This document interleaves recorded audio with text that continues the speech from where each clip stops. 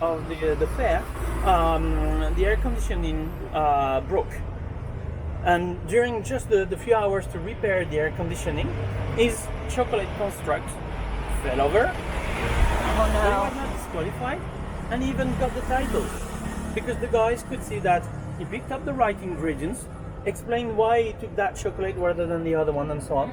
They could see all the process. They had seen the picture, they had seen the thing live, so they thought that I mean there's so much that somebody can foresee. So that's the thing. So that's why, because it's a hard to get thing.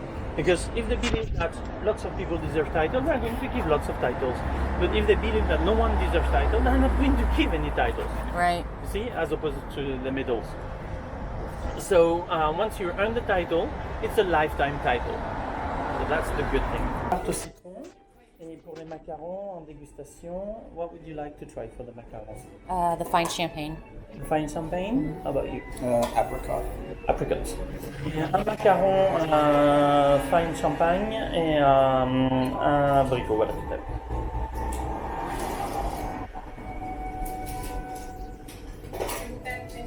Oh wait, do you want to have them now or do you want to keep them for later on? I would like to have them now. Yeah, vous n'avez pas besoin de fermer le sachet.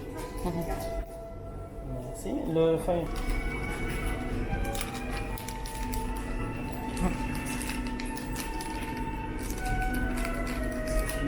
Is it one tap to refocus or? Yeah, I think so.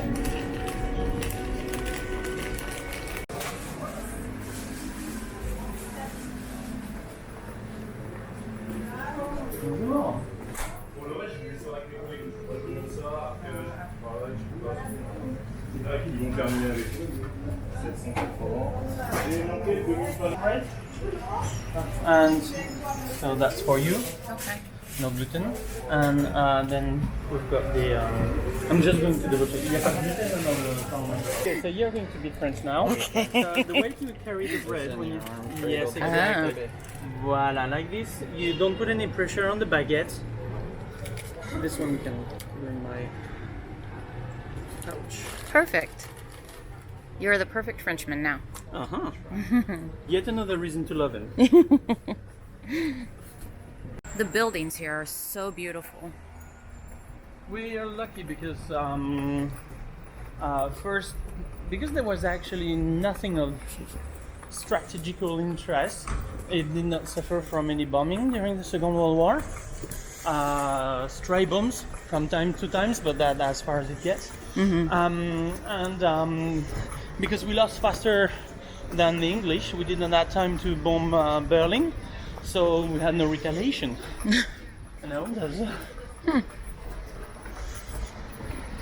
But Paris got really, really lucky because the German general who was in charge of Paris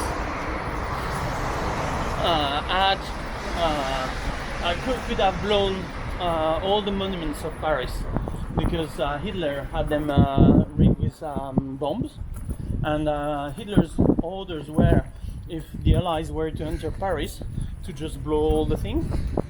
But he decided against his order,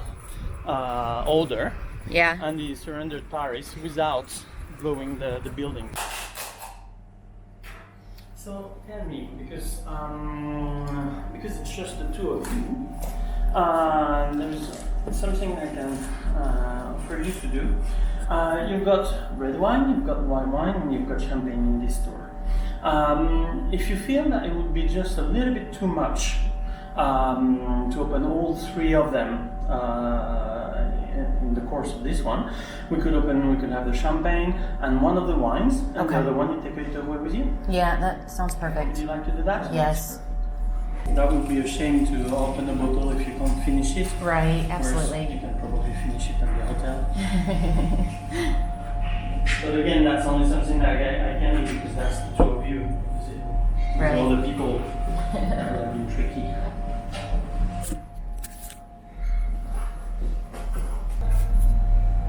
That is so neat. You think that's refrigerated or? No, probably not. It's probably a little bit controlled. That's really neat.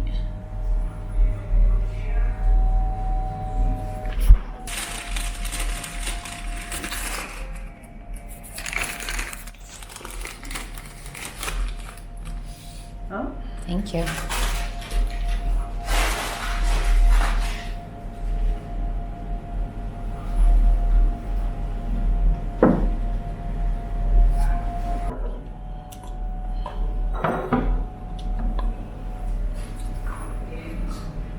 Put the cheese in the fridge.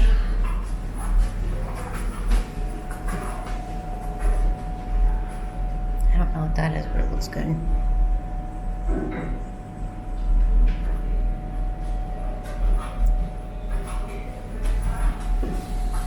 Okay, we'll be back shortly. Okay. Do you want some water maybe?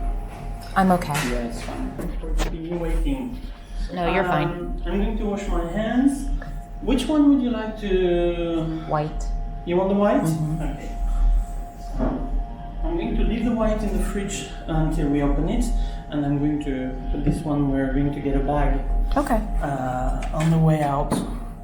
That's for you later on. Thank you.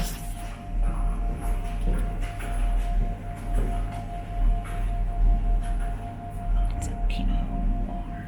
And this is a champagne.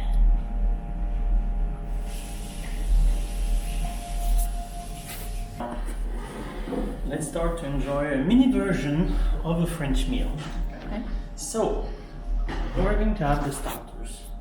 For the starters, we've got a few things. We've got some foie gras, and then we've got some pâté and dry sausages. So, to begin with, foie gras. First of all, foie gras is not French. It's not. No. I didn't know that. Did you know that? Foie gras was actually created not really invented, but used for the first time 4,000 years ago by the Egyptians. What basically happened, we had geese and ducks that flew from Europe down to the Nile Delta River. And there the ducks and the geese would feed on dates and figs and so on, grow fatty, getting lots of fat and to fly back to Europe. And that's when they were being hunted by the Egyptians. And the Egyptians would enjoy that fatty liver of them. Another community living in the area, the Jewish, had so a business opportunity into that. So what they started to do was to start to feed up the geese and the ducks to grow fattier liver. And the purpose for that is because it was a win-win situation for them. They would keep the fat of the animal in the poultry to cook their meat, because they can't use dairy and meat together. And they would eat the meat, of course, but they would sell that fatty liver to the Egyptians. So making two birds with one stone. When the Romans took over the Egyptian area and the Judea, population started to move around, and part of the Jewish, the Ashkenazi branch, settled in Eastern Europe and Eastern France as well. Alsace, Lorraine, Champagne region. This is why this region in France is the one known for foie gras to begin with. But that was indeed not a recipe of ours. Nowadays, however, the production of foie gras has been taken over by the southwest of France, and there they almost exclusively do it with duck livers. Duck livers tend to be much more flavored, as the duck meat is, and a little bit less bitter. So it became something very popular. Now, how to pick up a good foie gras? It's very important that when you pick up your foie gras, you find the information on foie gras. We feel ya. Yeah, there you go. Foie gras entier. This part, entier, is the most important. Entier means whole. And you can actually see that this is a whole piece of foie gras. Why is it important? It's because foie gras, unlike meat, is an element which has got all the cells being the tiny bags which contain the fragrance / the flavor. So as soon as you start cutting through a cooked foie gras, you release the fragrance, but you lose the flavor. So the wholer the piece of foie gras is, and the better the integrity of the foie gras is preserved, and the better the taste is going to be. Now, once it's cooked, it's very brittle. So when you start putting them in the jars or in the tins, you have got bigger chunks which are leftovers. So that is the second grade of foie gras that you can be served. What happens is, with the tiny parts, they are going to crush them, mix them with a little bit more fat and turn them into a sort of cement. And they're going to put the bigger chunks using the mousse as a cement in between. So that is foie gras avec morceaux. So that's B grade foie gras. Okay. And then you've got C grade foie gras, which is usually the tourist trap thing. It's actually all the crushed bits which are mixed with more fat than actually liver inside. Smells fantastic, because it's all crushed, but tastes very little. Okay. What you can see around the foie gras is actually the fat.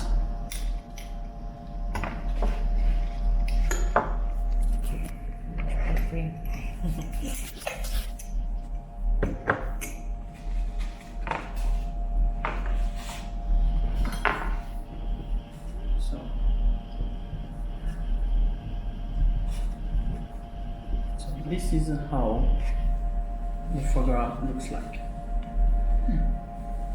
Is it the first time for you to have foie gras? No, No? but I've had two kinds, seared, which I absolutely love, and then in a pate, which I'm not too terribly fond of, but usually almost every high-end restaurant that we go to serves it. Right. In their tasting menus, and I love the seared version of it. I see. Personally, I'm not very keen on the seared version of it because it's very livery in the flavor. Okay. Whereas this one is a little bit more buttery. Okay. Should I say?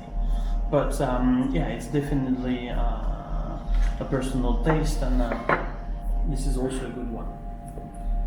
So now for the champagne, there's something that we have to say. It is actually, we have to say thank you to the English. That's painful to say. But if it was not for the English placing an order to a champagne winemaker, we would not have had champagne. What basically happened for the champagne is, like for many great food things, it came out of an accident. Wine being ordered from the Champagne region and shipped to the docks of London, but stayed in the docks quite long and through a little bit of a hot weather. A second fermentation started through the process, getting the fizziness of it. Fizziness caused most of the corks to pop because of the sudden pressure building inside. And people tried the champagne on the spot, and they thought it was absolutely fantastic. So therefore they asked the winemakers to do it again, but this time with the proper way, so the cork doesn't pop through. So initially it was just meant to be a Chardonnay wine, but it ended up turning into a fizzy wine, and to the popularity we now know of.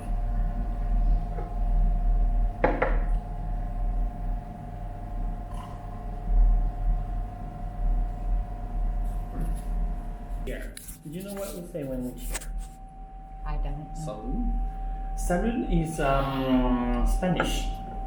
Okay, then you don't say that.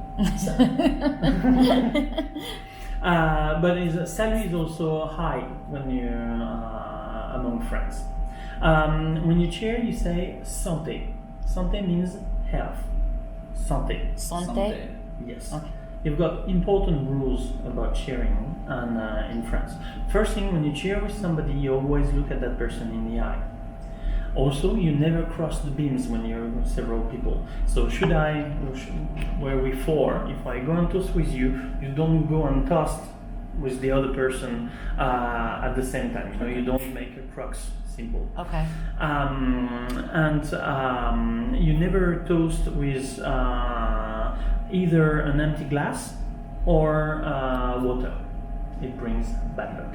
So breaking any of these rules will bring you, depending on the location, 7 years of bad luck or 7 years of bad sex, which some point is also bad luck. So santé. Santé. Et santé. Santé. Yeah. Santé. Santé.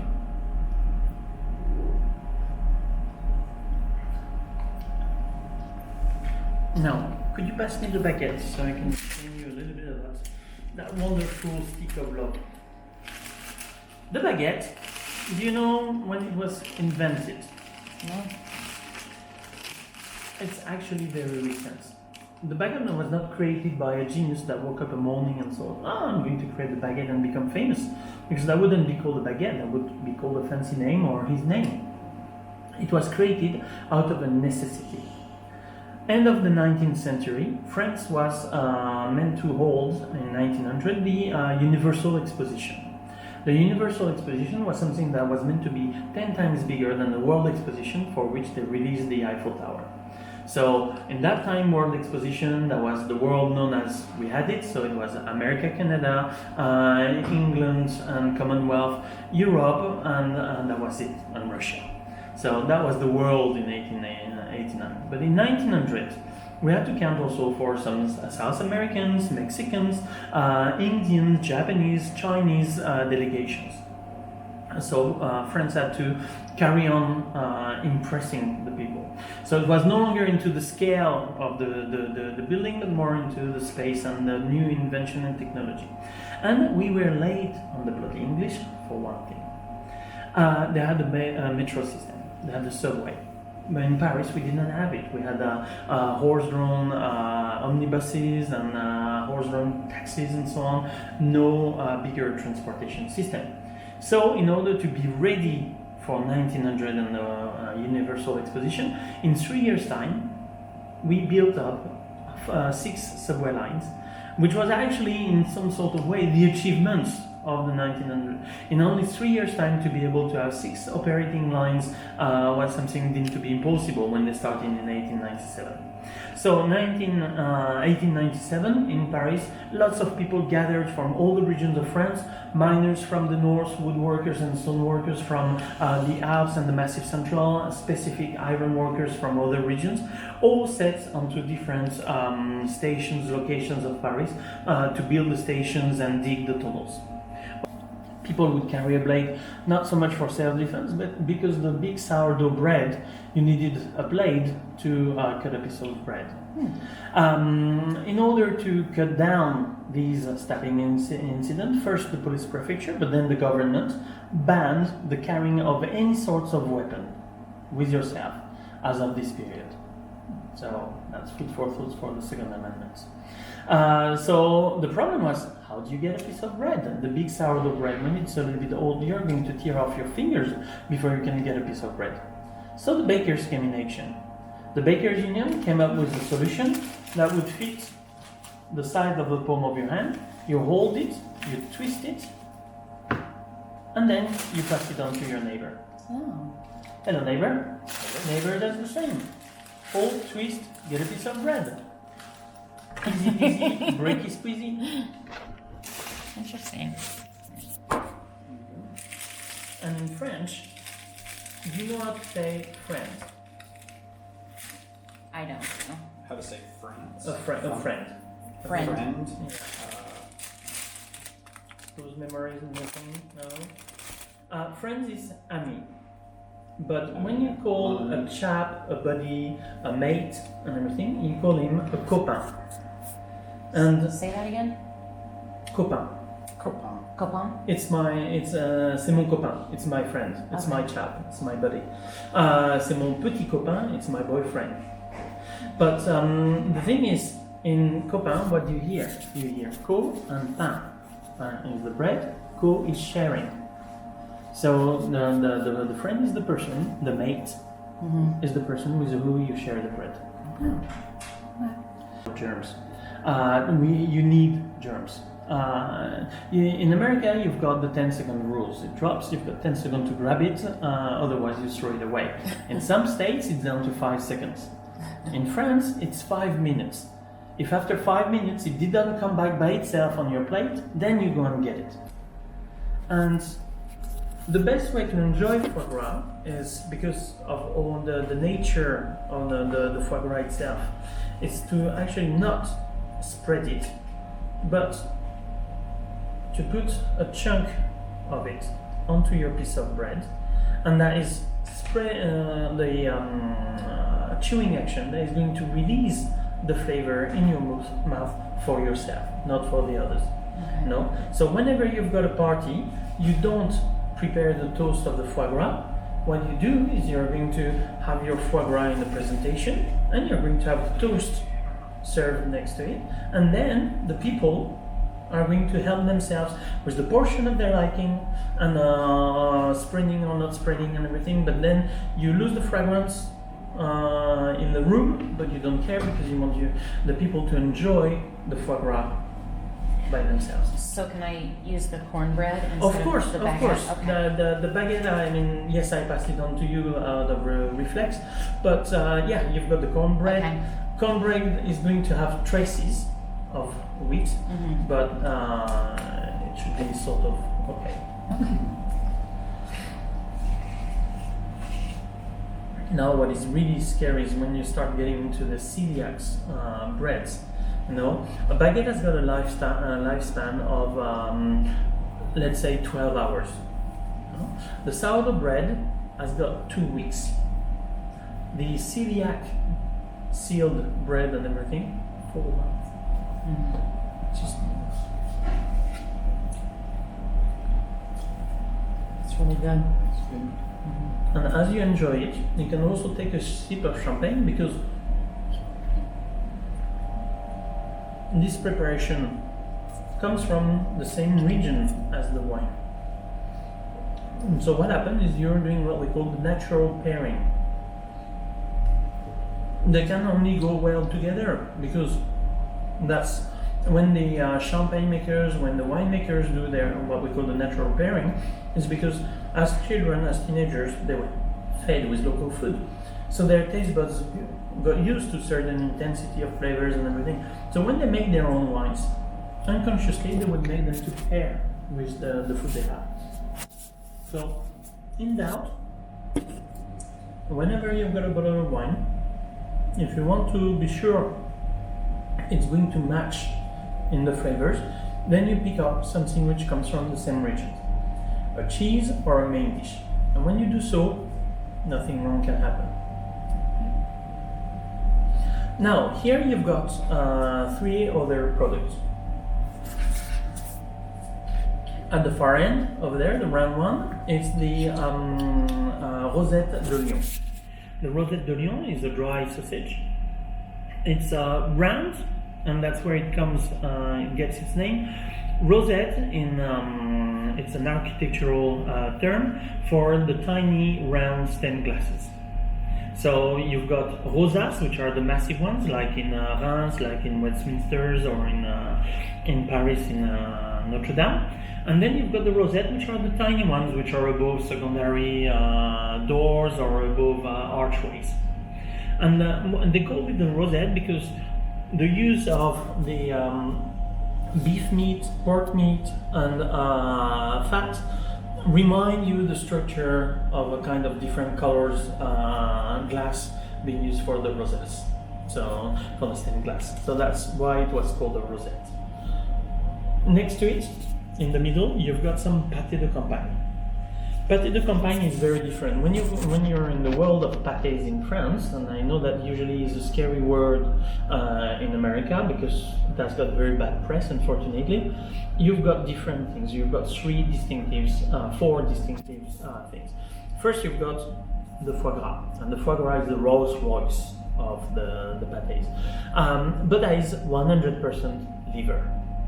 And then you've got the selection, which is called the pâté de foie. So these are again pork livers, but they can be flavored, and they are going to be flavored according to regional or seasonal products. So anything will end up into pâté de foie.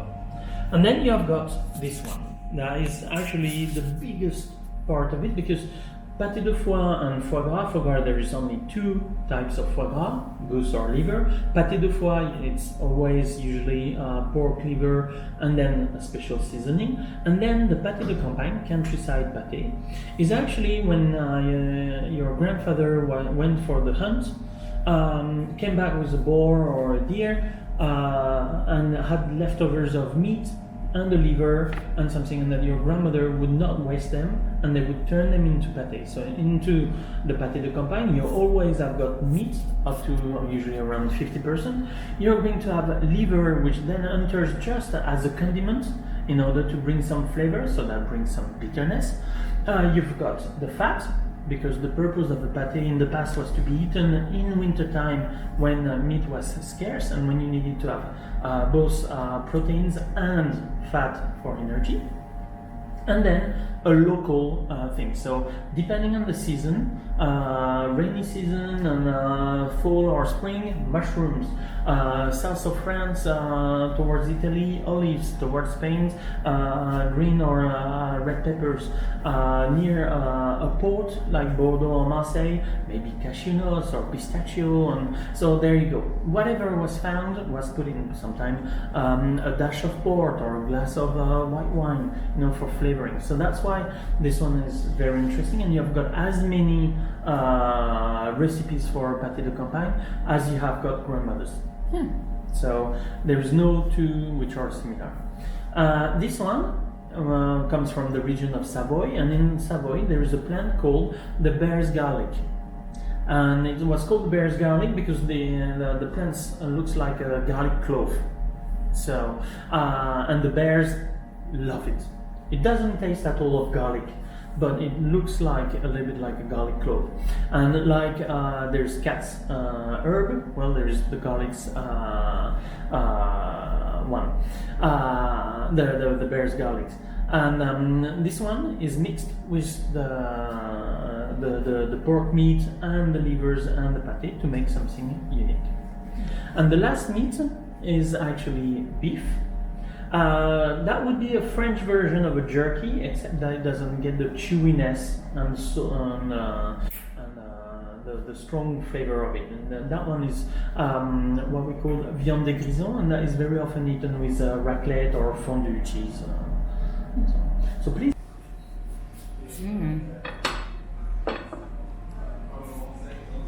So we've got duck magret, so duck breast, with an orange honey glazing, and it is being served with aligot mashed potatoes. So the aligot comes from south of France, well, south of central France, sorry. It comes from Aveyron. It's just above Languedoc-Roussillon, so it's 200 kilometers away from the Mediterranean Sea.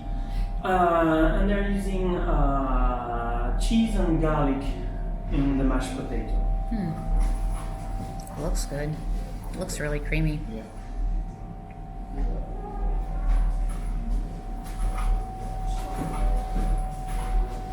No, it's for the moment it's only one season, so Yeah. but it's good. Here we've got two cheese, which are a little bit of variation. My point here was not to try to give you cheese that you can find by yourself in restaurants, because obviously you don't need me. You take yourself by the hand to the restaurant. So here we've got two cheese. We've got Tome de Savoie. So the Tome de Savoie is the one that you've got in the cheese fondue. So you're going to enjoy it on its original shape. And here we've got Beaufort. And we've got some winter Beaufort. How can I say it's winter Beaufort? It's because it's fairly pale. This is when the cows were in the barns eating on the haystack, less carotene in the hay, of course, so a whiter milk and therefore whiter cheese. That is not going to change the quality of the cheese, but that will change the taste of it. So that's why we keep on selling winter Comté and summer Comté, winter Beaufort, summer Beaufort. So that is the traditional thing to do. And that's it. So please help yourself. Eating the rind or not eating the rind. Boiled potatoes for his meal, and he's enjoying a little bit of that cheese. The water for the boiled potatoes, he would keep it and not throw it away. In the evening, salt, pepper, a spoon of fresh cream, and the cheese he would eat up to the rind, and then he would grate the rind on into the soup. Oh. So that's old style thing. But like this, he would have a light soup, still with calories and energy, and not a bad one either, taste-wise. And that was very, very interesting. I watched him having that where I was having my steak and rice, and so that, how can you feed on that? But at the same time, he went through the Second World War and survived, and less than that probably. So That's good to know, because I always felt, for lack of a better word, I've always felt dumb to ask in restaurants. So here, typically, if you have a look, some of them may have a little sticker or some things on top of it. So can I touch it? Yeah, yes. Anyway, you're going to. Yeah. You're Well, I going just to wanted to eat make it. sure. It's yours. So what you do is you're going to grate. I'm going to use that knife. No, you're going to just grate the top of it.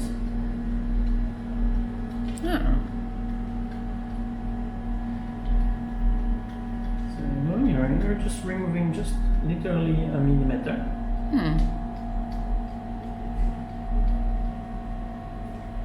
Like that. Yeah. And you can see, because the rind is actually all these dark parts. So Right. it's for that 2 millimeters. So that's perfectly fine. Actually, for more for cheese like that, and especially for Comté or some cheddar, as you get closer to the heart, so let's say this area here, you tend to have a slightly different flavor than the one that you get from this area here. Right. Because this one is the one that dries faster, so desiccates faster, so the salt concentration is stronger, the bitterness is there, a little bit of a nutty flavor, whereas here is still the fresher part in the middle, where you still have got a little bit of acidity, where you've got the more of a milky flavor and the fruity flavor. So Yeah, I mean, I can see that there's a gradient from dark to lighter Yes. to lighter to lighter. All right. Because this one is just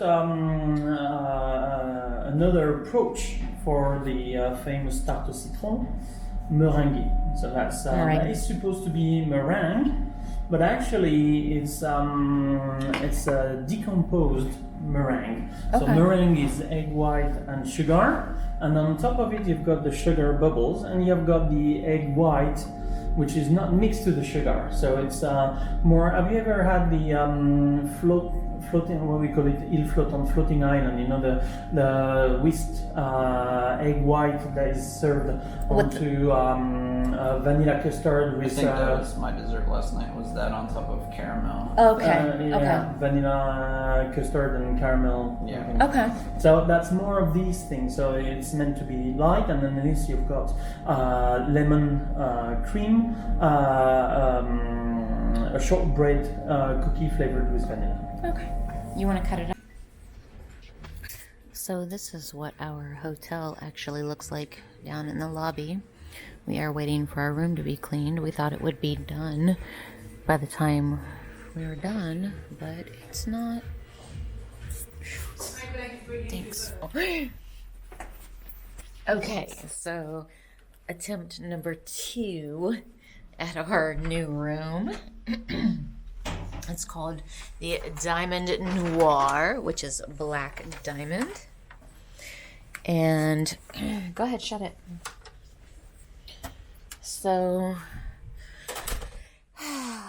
this room is a little bigger.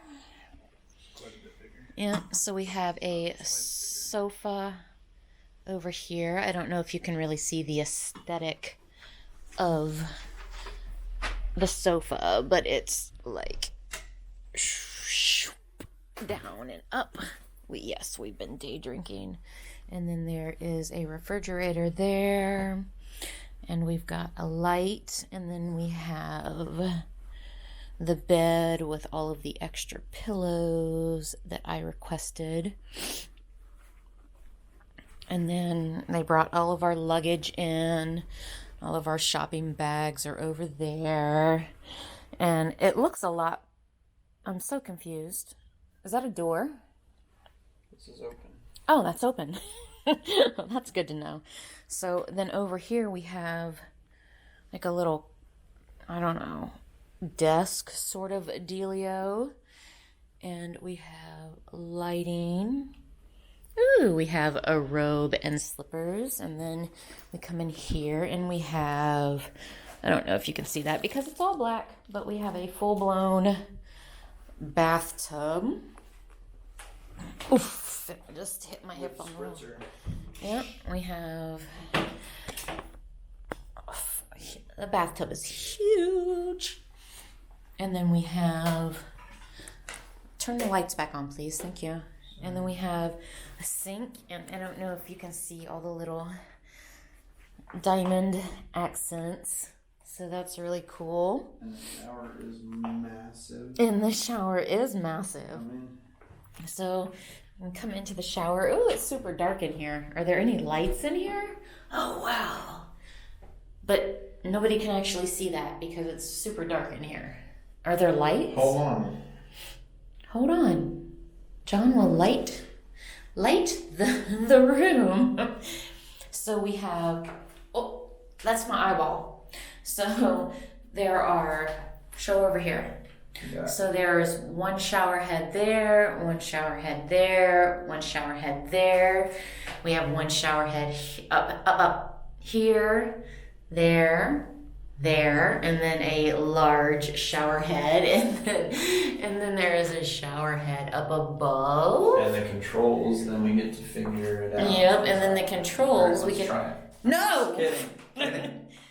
But it has like, over here, has like an entire bench for like sex or whatever. And it's sparkly. Yes, I love it. See, we should have been in here the whole time. Well, And you the can say that, but your Jimmy Choos might say otherwise. and then I don't know if you guys can see, but the tub actually has like sparkly diamondy things. And then over here is actually the toilet.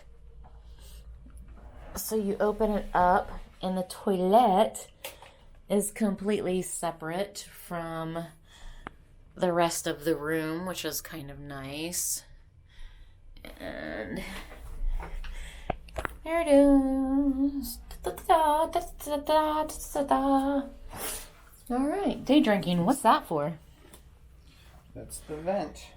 Uh-oh. Or a panel to get to the something. Room service. Room service. Door. Sofa. So that's super mini cool. fridge. I like the fact this room is much, much bigger. It's kind of cold in here, though. What's the air on right now? It's on 21. Let's turn it up to 24 until we are ready to do something with it. All right. So that is our new room.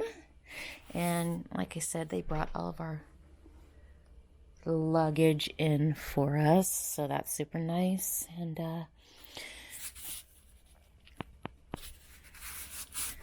we'll see you guys tonight at dinner. This footage is going to be difficult to edit because I will try to keep the entirety of the video under 20 minutes.